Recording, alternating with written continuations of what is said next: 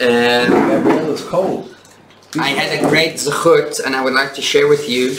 This is a special letter from Rabbi Shlomo Moshe Amar.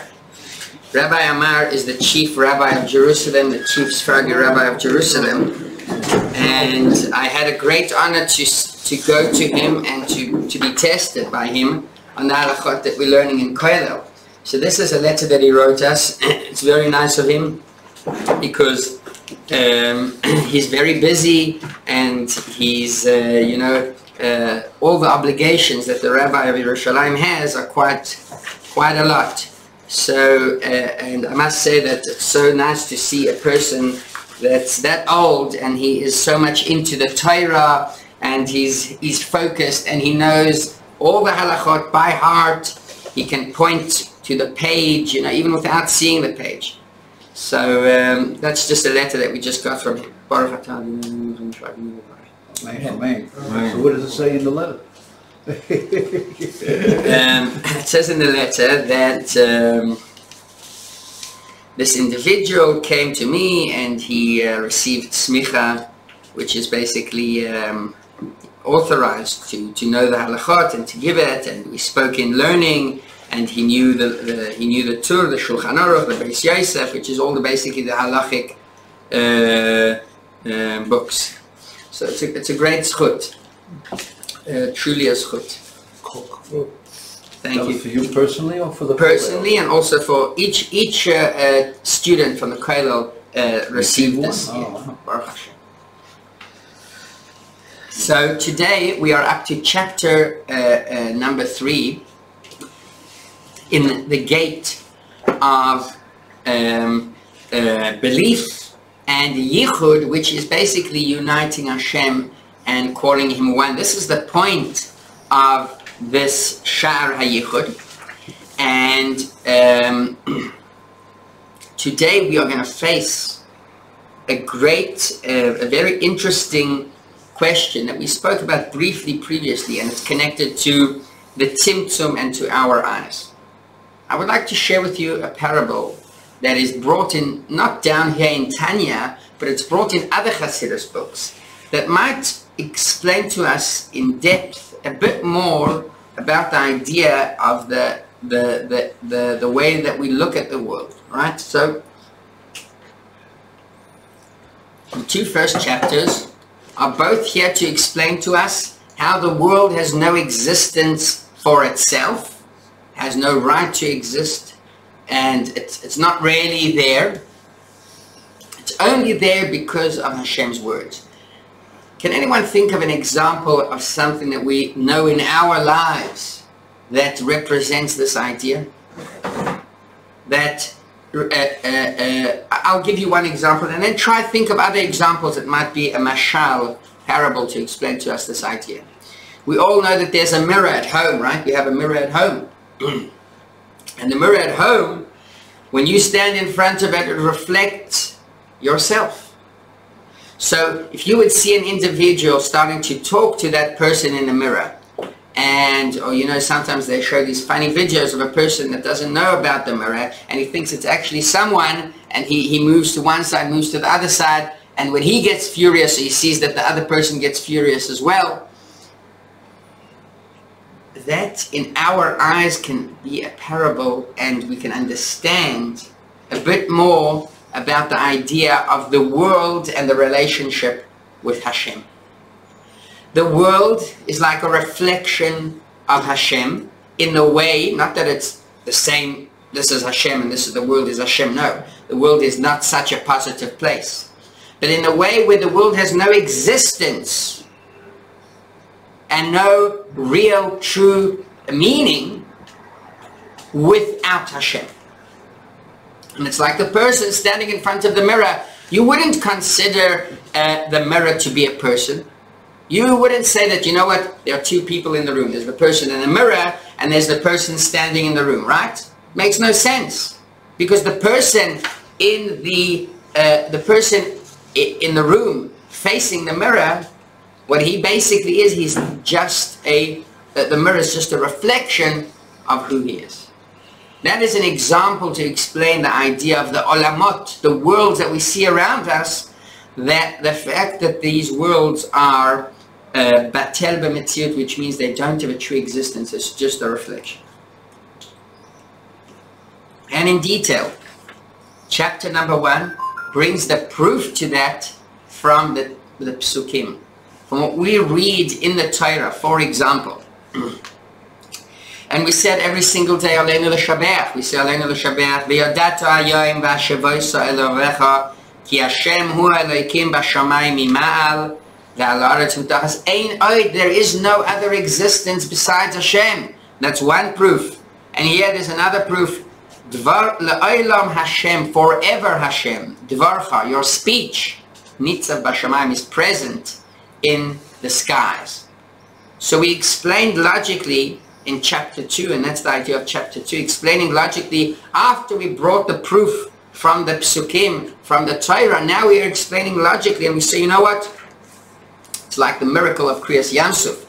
Creating something from scratch always needs a power behind it, right? It's not like a goldsmith decorating or making a cup or making whatever it is, a ring. It is more than that. It's a person creating something brand new and there from nothing, me'ayin v'yesh, and therefore it always needs the power of the creator to keep pushing it. In the exact same way as Hashem kept all night that special wind there by the sea that caused the miracle of the water to stand still, unlike its natural status, where the natural status of water is always to fall downwards. Let's talk about chapter number 3. And as we did in the previous shir, I don't remember where we stopped, who was the last to read. I think Gabriel or Chanoch, I don't remember who was the last to read, or Eliyahu.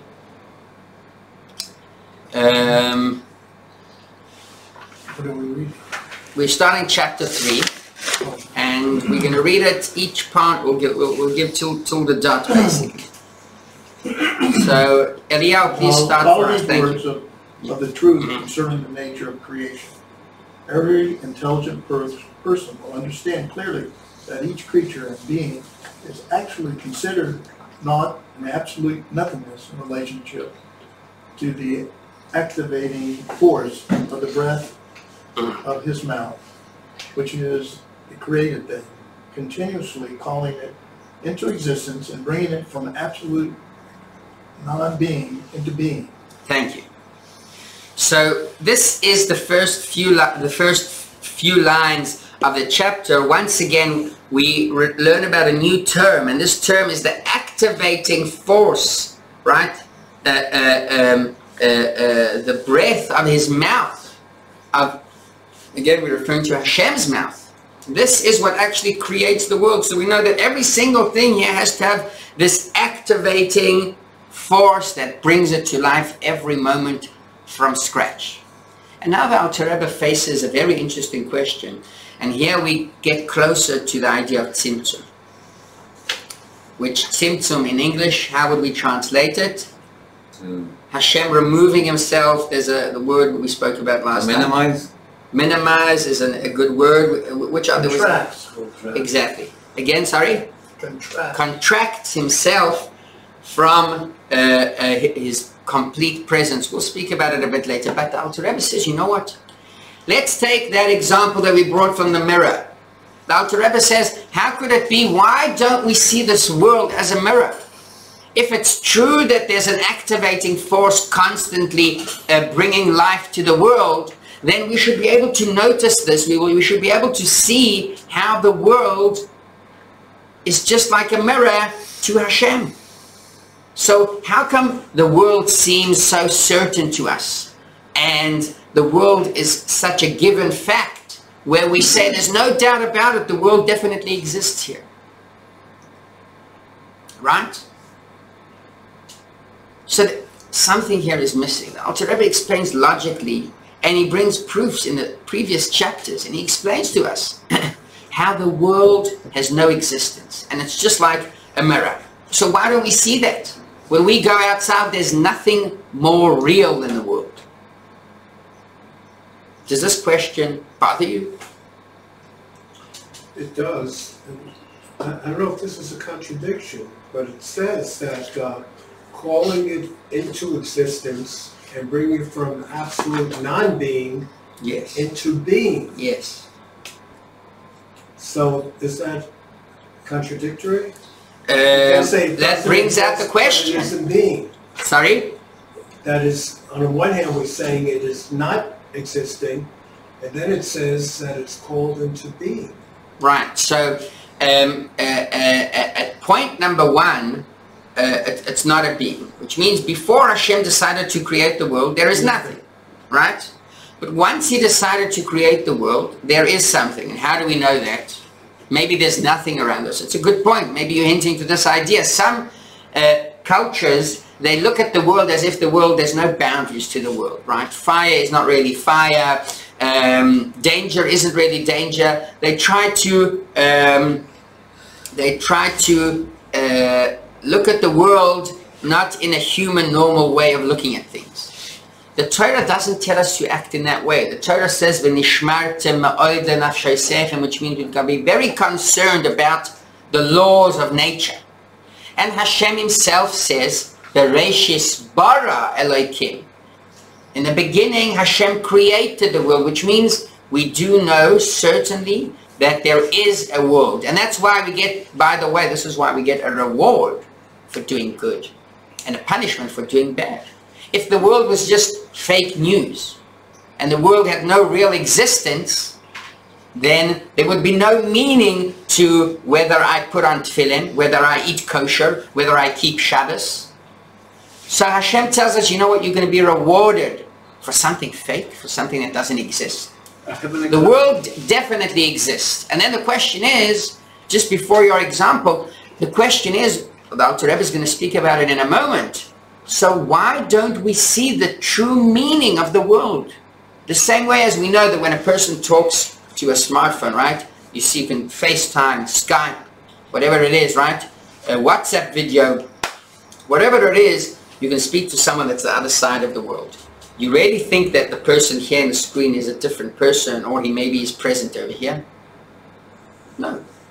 It's just, it's not a reflection, but it's an extension maybe, or an extension with a reflection of that person sitting in front of a camera on the other side of the world. So this world, we should be able to see, and we should be able to act in a way where we can say about the world that it's not more than a FaceTime of Hashem. We are watching Hashem FaceTime us and show us the world around us.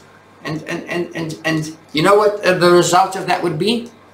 Easier to keep Torah and mitzvahs. It would be much easier. Much more simple keeping Torah and mitzvahs, right? Why? Because, sorry? Why? Why? Good point. So, because you wouldn't give the world the power and the temptations, right? You wouldn't say that the temptations are strong. The temptations are only because Hashem puts them over here, right? That's nothing real. It's just a FaceTime. It's just a mirror.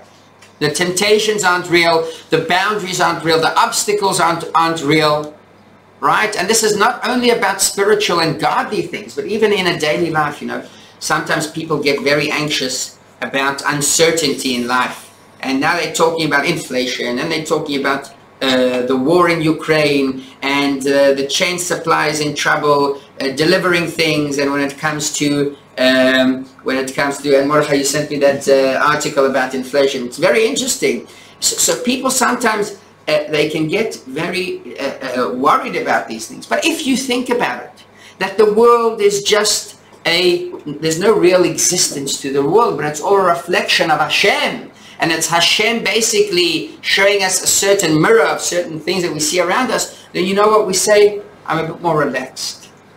I don't give the power of nature a great place. I'm a bit more calm. Yaakov, you wanted to bring us an example. Yes, the example I wanted to bring is exactly what you brought, about a video in real time. So, what you see is fake. But beyond the curtain, there is reality. Right. But as a matter of fact, there is a curtain. And we all live on this side of the curtain. So we cannot see what is beyond the curtain. The real thing. Okay, so you're bringing now into the story of the creation, you're bringing a curtain in. And we're going to see this idea of the curtain of basically what we call He'elem Behester, where Hashem covers himself. So, right, if there wouldn't be any kind of curtain, then we would be able to directly see. And by the way, there's a great story about, if I'm not mistaken, it's about the Alter Rebbe, that at his late years, he said he does not see anymore the physical objects around him, but he sees the word of Hashem, this creating force that Hashem created the world with. The Alter Rebbe. And this is not something that we can see. This is great tzaddik. There's another story. The Alter Rebbe and his son, the Mittler Rebbe, we don't have a picture of the Mittler Rebbe, but we do have a picture of the Alter Rebbe. So it should be the first picture over there. That's the Alter Rebbe. And his son, we don't have a picture of him. We skip to his grandson, which is the Rebbe there in the white. So that's the Tzemach Tzedek. And Why did you skip? we skip just there's no picture. But just for that reason, not really. Otherwise, it's not. Otherwise, there's no other reason. So basically, they had a discussion. The son and the father, the Alter Rebbe, had a discussion with with his son, the Mittler Rebbe, and they were talking after Rosh Hashanah, and they were asking each other, well, "What did you daven with? What did you daven with on this Rosh Hashanah? Which levels did you reach?"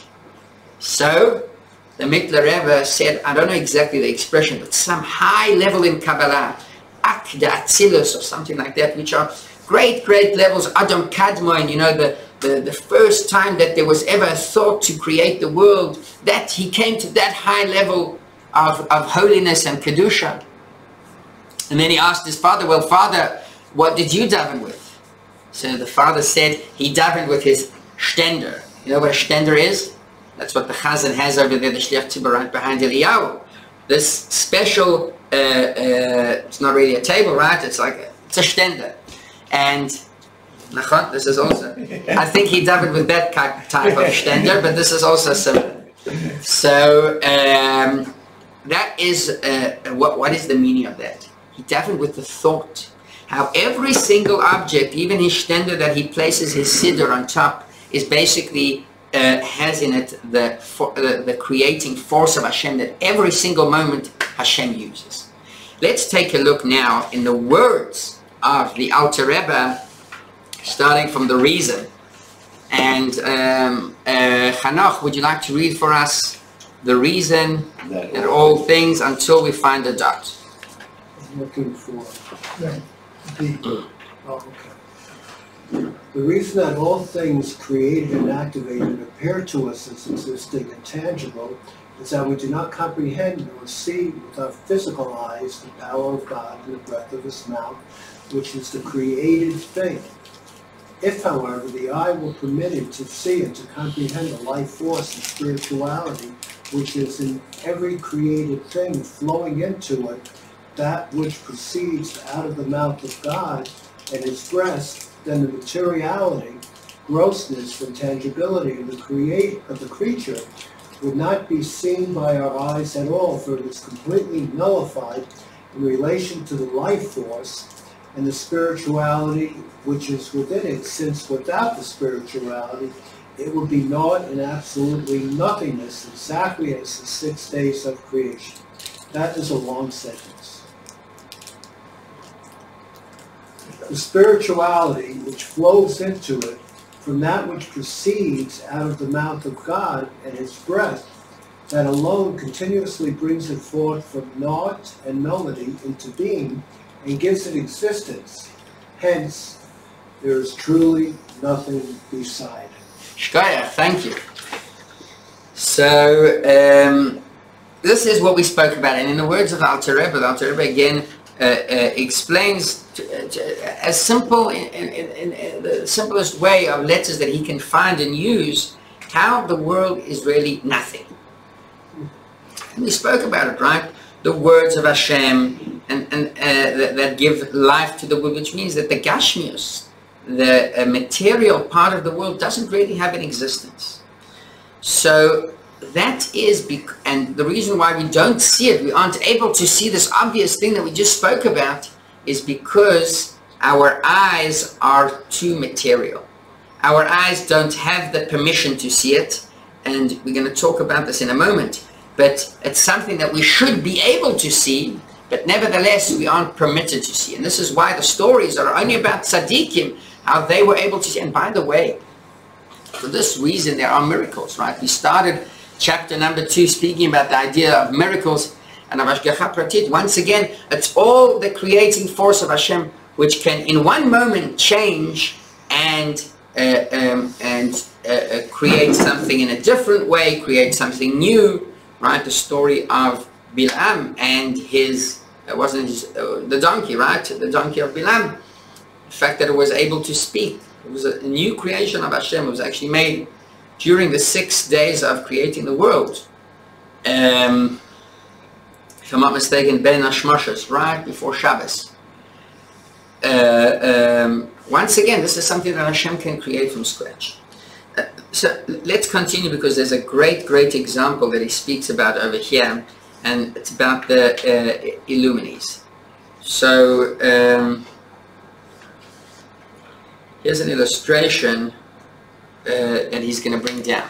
Yaakov, please read for us. Yaakov Meir. Yaakov Meir. Yaakov Meir. Meir is light. This is exactly for you. An illustration of this is the light of the sun, which illuminates the earth and, and their inhabitants. This illumination is a radiance and the light which spreads from the body of the sun and is visible at all as it gives light to the earth and the expanse of the universe. Now, it is self-evident that this light and radiance is also present in the very body and matter of the sun globe itself in the sky. For if it can spread forth and shine to such a great distance, then certainly it can shed light in its own place. However, there is in its own place, this radiance is considered a naught and complete nothingness. Mm-hmm. For it is absolutely non-existent in relation to the body or the sun globe, which is the source of this light and radiance. Inasmuch as this radiance and light is merely the illumination which shines from the body of the sun globe itself. Thank you. Thank you. So I'm going to stop here, because this is for just one moment. This is a deep idea that the Alter Rebbe gives us a great example from the sun. And we know that there are two parts to the sun, right? There's one of the things that it's most difficult to examine, not only to examine, but to try and find out exactly the qualities of it, is the sun, right? You cannot come closer to the sun, and that's why we don't know much about the sun. Unlike the moon, where man landed on moon, right? And maybe even other stars and other planets, right? Mars, for example, is these how would we call them, the geshushit, or the right? We can access all these other. The sun is something that we cannot access, and we here on earth are in the exact right spot to enjoy the light of the sun, not too warm but not too cold, right? And the sun shines its light. The light that we see coming in here from the window, this light, we know one thing about it. We can definitely say that the light also exists. This light exists also in the sun. Is that true? The light that comes here and that we see it here, that shines on earth, that light for sure also exists on the sun itself, right? Yeah. Why? Because it comes from the sun. Yeah. Definitely. There's no doubt about it. So the light, But nevertheless, that light, when it is there at the actual sun, has no real existence. There's no real existence to this shining light. It's so weak that when it gets close to the sun itself, it is called batel b'metziut. What does it mean, batel b'metziut? It has no real existence. It's like a person. Have you ever seen a person walking outside during the day with a candle? With a candle lighting, a lighting candle? In the daytime. Thank you.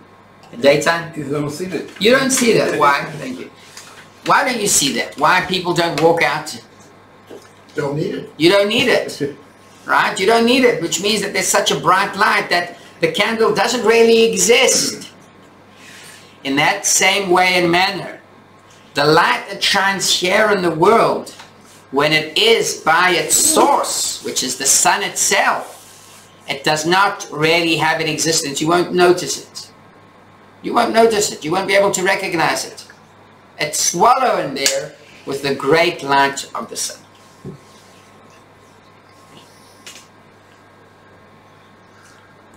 Why are we talking about the sun and the light of the sun? What is the point of the sun? What is the Alter Rebbe trying to explain to us? He's trying to give us an explanation to the idea that there is no existence to the world, but on the other hand, this is something that we cannot see.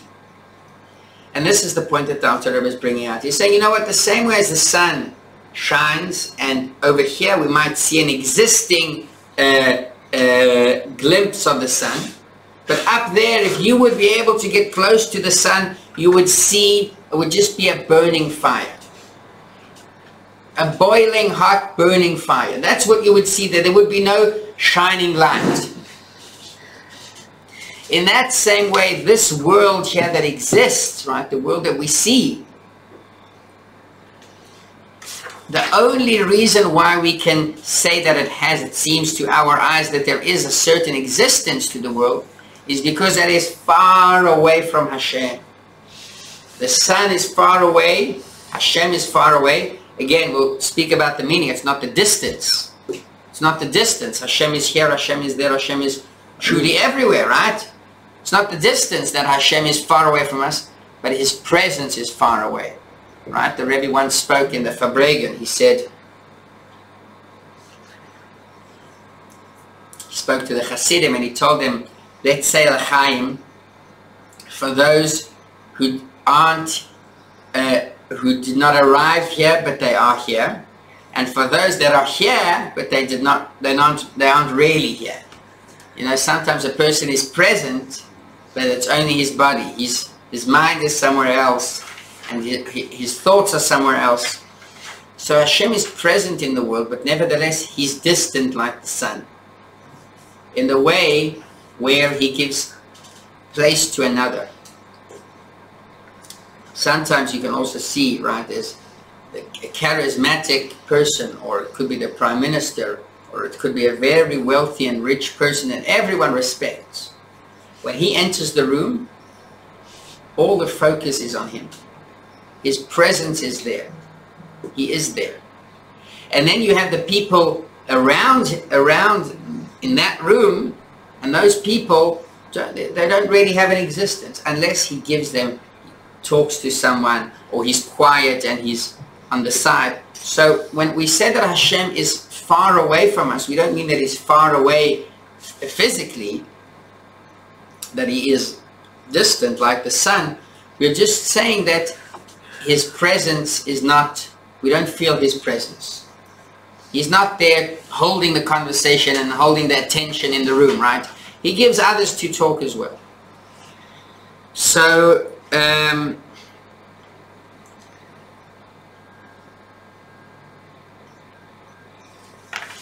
let's continue. And that's contradictory to what you're saying. If you're saying That Hashem is far? Yeah, because he's really with us all the time. He's right with us. You're right. And the illustration you just gave, he said, even though his presence isn't in the room, we still feel that he's there.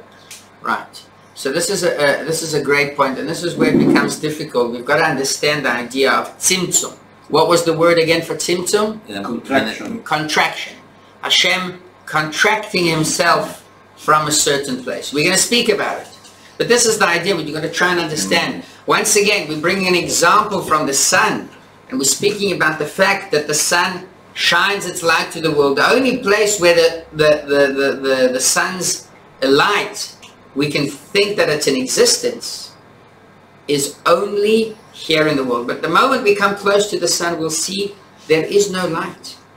It's just one big fire that swallowed up the light. Yes. To shrink. Sorry, shrink. That's Shrink another to good narrow. word. Shrink. The old lady on Hartzion, Mrs. Brandon, who came to Hartzion 63. That was before the war. She had a vision with her husband. Anyway, she came sometimes to the kitchen when we cooked 3 hours and making the preparation for Shabbat, and then she had like time to change her clothing and all that. And then we sit on the table. Then she came in like a lady. She came in, opened the door, said, I feel the Shekhinah is here. Wow. So that's the presence of Hashem, that you say, the Shekhinah left Hartzion, but it is coming back. Yes. What she speaks about, she's in a different world, she became 100 almost. But that's to feel the present, the Shekhinah. It's an interesting And we story. say the Shekhinah is not a tomb, the Shekhinah doesn't have a temple. That's why we have to send away the mother bird and things like that. To understand this concept that the Shekhinah doesn't have a home. Right, right. So this we're going to speak also about the Beis Hamikdash, the meaning of the Beis Hamikdash. There was a miracle that occurred in Beis Hamikdash that's considered the greatest miracle. And this represents the idea of the Shekhinah. But we'll speak about it a bit later in the chapters, because this is a bit too early. We spoke about it at the beginning. We are basically building here a story where we'll explain what is the world, where are we? Where are we? What is the world? What is the relationship to Hashem? So, back to the story of the sun. It is only in Shai. Okay, Please read for us. It is only, and this is 2 lines from the bottom. Okay. Oh, it is only. It is only in the space of the universe, under the heavens and on earth, where the body of the sun globe is not present, that this light and radiance appears to the eye to have actual existence. And here the term yesh, existence, can truly be applied to it, whereas when it is in its source, in the body of the sun, the term yesh, existence, cannot be applied to it at all, and it can only become not and non-existent. There it is indeed not and absolutely non-existent. For there only its source, the body of the sun, gives light, and there is nothing besides it. So this is basically completing the idea, the story of the sun and the relationship that the sun has with its light. So where is there an existence of light? Far away from the sun. Where is there no existence of the light? Here. Closer. Why? Here? Here we feel the sun, the light of the sun. In the sun itself. In the sun itself, when there is fire, or whatever it is over there, right? There is no existence of the light that we can feel here. And why? This is because the physical distance between this is the point, that we can feel.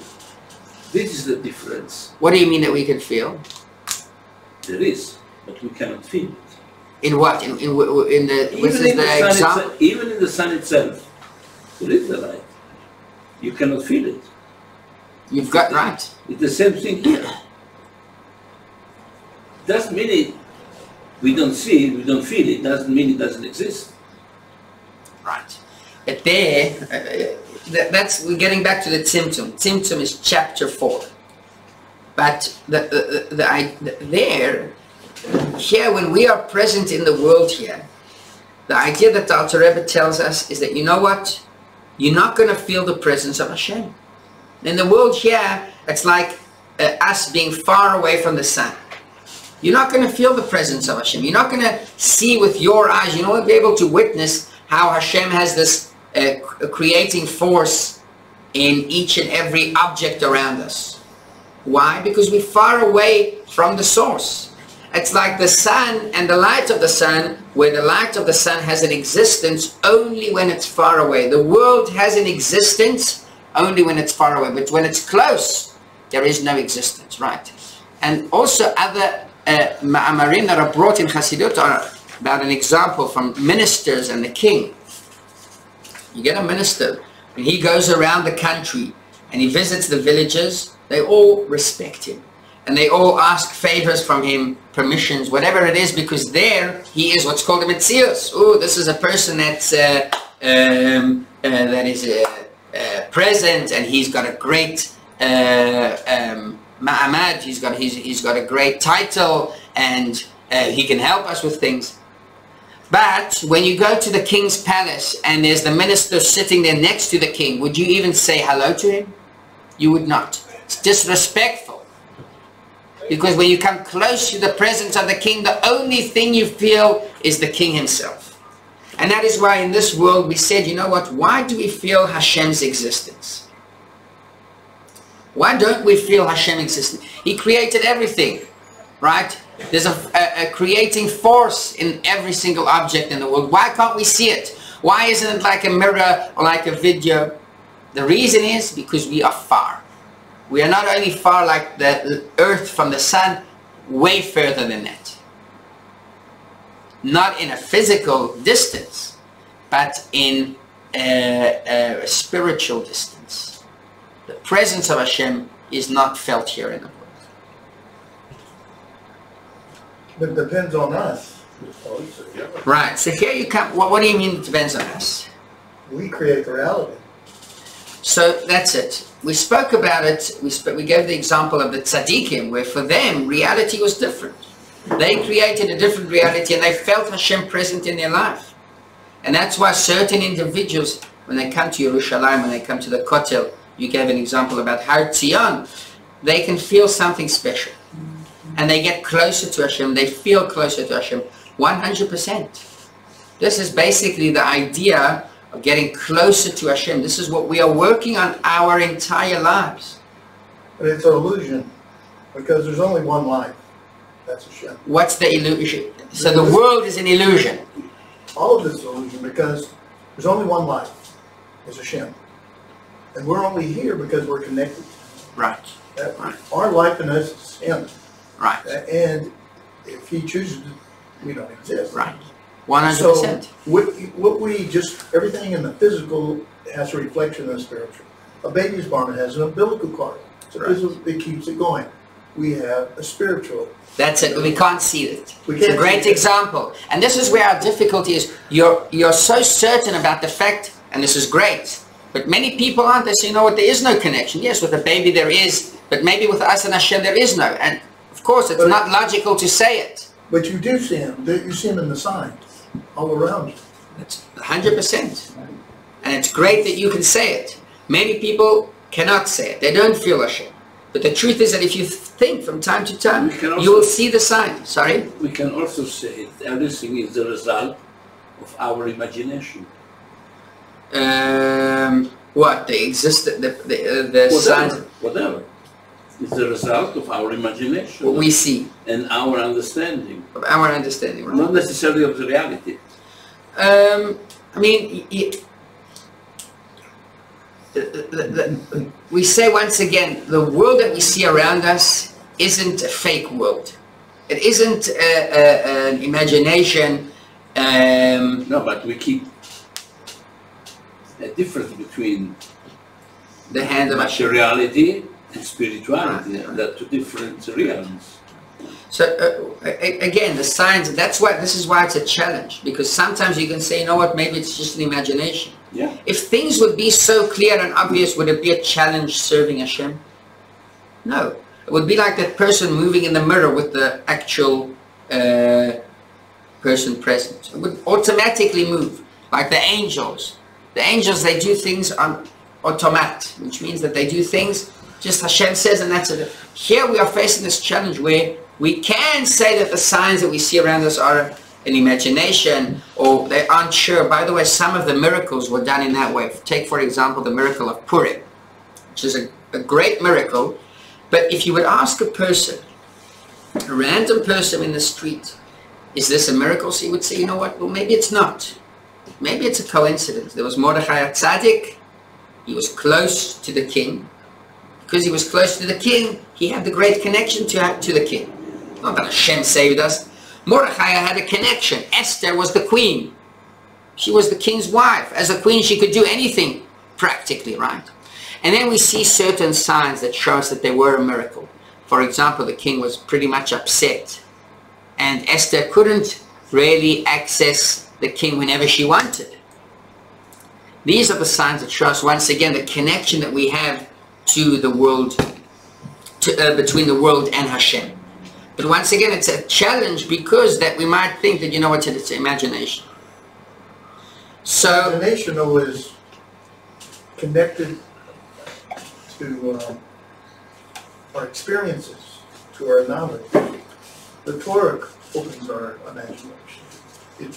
We can start off with a small amount of imagination, but as we experience life, when we study the Torah, our imagination grows. Right. And the reality changes. Right. But sometimes if people experienced a certain track in life, right, so their imagination might not be exactly like the Torah wanted to be. They might be exposed to a material part in life, and we know that. So many people, right, who live... Good or bad. Exactly. Everything has two sides. So our challenge is to try and focus on the good, and also to extend our knowledge and our understanding about the true meaning of the world. And this is once again the idea of the sun and the light of the sun, explaining, you know what, Hashem created this magnificent world and it does exist. But we do know one thing, that it is because of the force that Hashem put inside it, the creating force that he said, Shamayim, and the sky was created. That's the only reason. Why can't we see it? Because we are far away in the exact same way as the sun is far from its light. Let's read a bit more. How did we all get here? We came from other places. Somebody had to be doing something here in this world. Looking at signs, something led us all here. 100%. Avodah. This is our avodah. Sorry? And itself. For sure. That's a great sign. That's a great sign. And again, this is something that is individual. Some people will say, you know what inspires me, this is all about being inspired. What inspires you is the fact that all of us came together here to Yerushalayim, each one from a different place, and we're sitting together and learning, which is an amazing sign. Some people say that's inspiring for me. Other people say the fact that we can walk to the Kotel and we can daven at the Kotel, that inspires me. Other people say the fact that there is so many people in the Jewish world learning, this was never before in our history, where there was a huge amount of people and so much access to the holy books, right? To the Gemara, to the Talmud, to the Chumash, translated in any language you want. That's what inspires them. But this is divine providence. This is Hashgacha Pratit, where we are able to see small things in life and we say, you know what, this brings me to the conclusion that there's a greater existence who is actually running things. Let's continue the exact parallel to this illustration. Please, Ze'ev, please read for us. The exact parallel to this illustration is the relationship between all created things and the divine flow of life force from the breath of his mouth, which flows upon them and brings them into existence. God is their source, and they themselves are merely like a diffusing light, an effulgence from the flow and spirit of God, which issues forth and becomes clothed in them and brings them from naught into being. Hence, their existence is nullified in relation to their source, just as the light of the sun is nullified and is considered naught and complete nothingness, and is not even referred to as existing at all when it is in its source. Thank you. So great. Here once again, the only place where we actually can see that the sun has some kind of, the light of the sun has some kind of existence is far away from its source. Let's see this. Mordechai, please continue for us. You know what? I wanted to say something. Yes, before sure. Sure. You said each person sees different things that inspire them, because what I was going to say is because we're all different parts of the body. Each of us. I'm Yisrael, you One mean. body, yes. We're all one body, but each are different parts. This is Tanya. Great. And, you know, how can a hand say to the arm, you know, what you see is different than me, and it's wrong? Yeah, it's all one. We're all experiencing it from a different perspective. Exactly. Part of the body. Exactly. But the hand has its own way of experiencing things, unlike the foot. They can't do the same thing. So that's why if the hand says, you know what, my approach towards whatever it is, a ball, is to do like that. So great, this is what it does, and it throws the ball, etc. And the foot has another way of doing it. So we are at the end of the one united nation and one person, but each one experiences differently, and that's why we've got to respect it. You know, if the hand would tell the foot, well, why don't you hold the ball? I can't. If the eye would tell the ear, well, why can't you see? Two different ways, or many different ways, I would say. But they all come to the conclusion, and then there are parts in the human body where they are very material. Take for the example that's brought in Hasidut is the edge of the foot. The edge of the foot sometimes is dry skin over there, which means that the edge of the foot, it does not experience things, and our generation generally is considered the edge of the foot compared to the previous generations before us, because the previous generations actually knew Hashem in a better way, in a deeper way, in a greater understanding. I wonder. You're not convinced that? No. If you take an exception of 200 persons. Okay, right, yes. We are Babylon comparing and Jerusalem, the majority, they're very, very far. The majority is far, right? Always been. But, and this is something that there is an advantage in our generation, where the majority has much more access to knowledge, to the knowledge of the Torah, with the Talmud, the Art Scroll, right, the Steinsaltz Gemaras. So this is 100% that, but if we take the leaders of the generation, Okay. that is something that we can definitely compare. We can say in those generations, but it's a big difference, because the leaders then, they were able to see certain things that we can't see, starting from the fact of prophecy, right? That in the times of the Tanakh, we read about all the great prophets, and that was until the time of the first temple. They were prophets. So let's continue. You know, Let's. I was going to say one thing about Yeah. the body. You know, the body, each we talked about, has different functions and different things. One thing is all in common with the body. If the little toe hurts, the whole body hurts. Right. One part of the body hurts, the whole body hurts. 100%. No. All you feel is pain. It links to the brain. In the left arm and not in the right arm. No, but everything is suffering. Everything is suffering. Your reality is suffering. It's connected. It's connected in one way or another, right? It's connected to the brain. Sometimes we know that you can influence reflexology. How do you? Reflexology. Reflexology. So that is the way where if you touch a certain part in the foot, so that can influence other parts in the body. So that shows one thing, that there is a connection. Once again, there's a connection between all of Am Yisrael, and we see it a lot when Am Yisrael suffers, unfortunately. When there's a challenge, when there's a war, when there's a terrorist attack. Those times when it hurts, it brings it out. But, nevertheless, What? Is this part of the body? Sa'arot, that's a different discussion. Huh? Well, if I pull it hard enough, it will. Raus, No, but you're the gonna call it. concept of Tzimtzum, it looks like Rav Kowalski has a rational approach on that. He says, I don't understand the whole concept of Tzimtzum. You heard about him saying that? I did Rabbi Kowalski that gives the shiur here on Tuesdays. Rabbi Kowalski is a great Talmid Chacham. I honestly... he says, Still within the. Hashem is not, there's no body, no room, no space. Yes. How something can contract and shrink when it doesn't have space, no room, nothing? That's it. I don't understand the whole concept. We'll speak about it, chapter 4. It's very interesting. It's very interesting. What did you say? I didn't get to hear. The example he mentioned the idea of Hashem contracting himself from the world.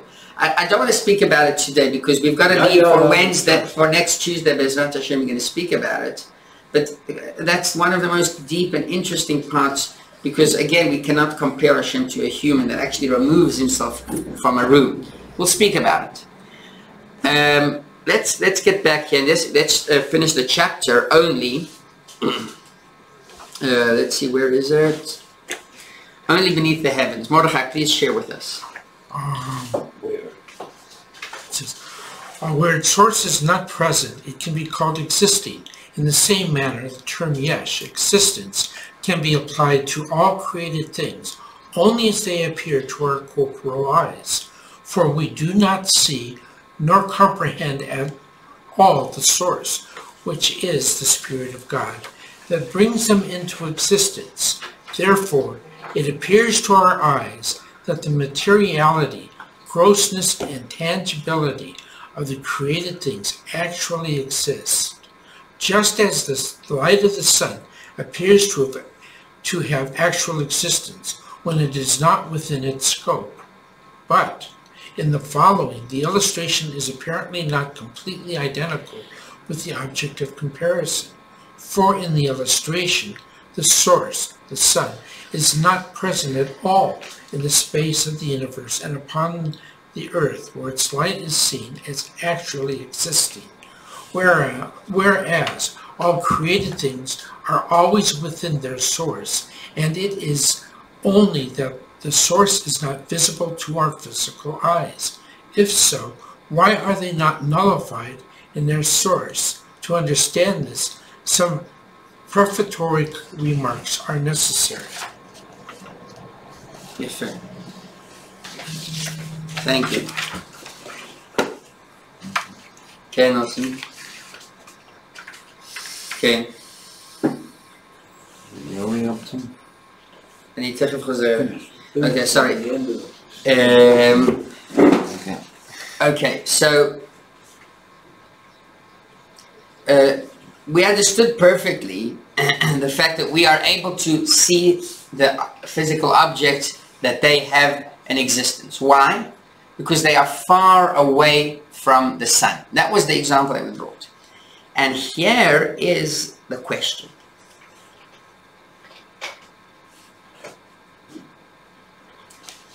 And this is something we all thought about, and some people said it here, that Hashem is present. Hashem is present here in the world. So it's like we are in the sun.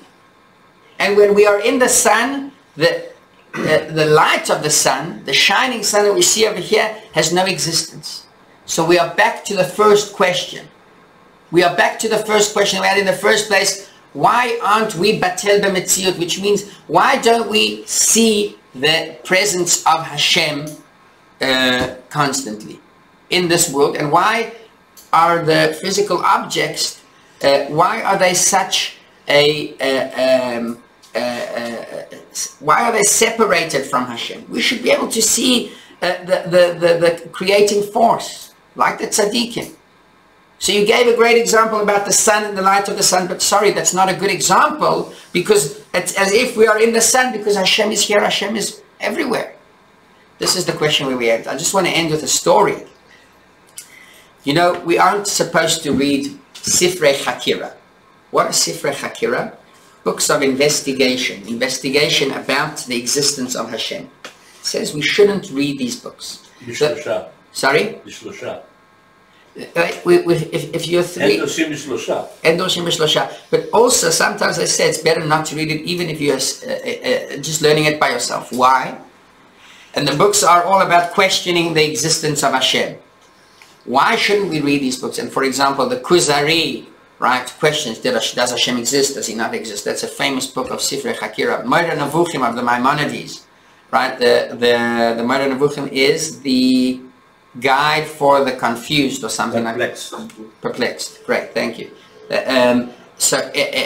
Why don't we read it? Because it says you might read the question and you won't get to the answer, and you'll fall asleep with the question in your head about maybe Hashem does not exist without reading the answer. That's why it says it's better not to fall asleep with a question about the existence of Hashem. Here the Alter Rebbe finishes this chapter with a question, right? It's a question. What is the question? How come the world has an existence? And that's where he ends chapter 3. Why shouldn't he continue directly to chapter 4 without separating them into 2 chapters so a person should read the answer? Where do we finish off with a question? The answer to that is that the question about the existence of the world, that is something that you can't fall asleep with. When the world isn't certain, you've got a question, does it exist, does it not exist? Question about the existence of Hashem, that you can't fall asleep with. So the question that the Alter Rebbe asks is maybe the world doesn't exist in the first place.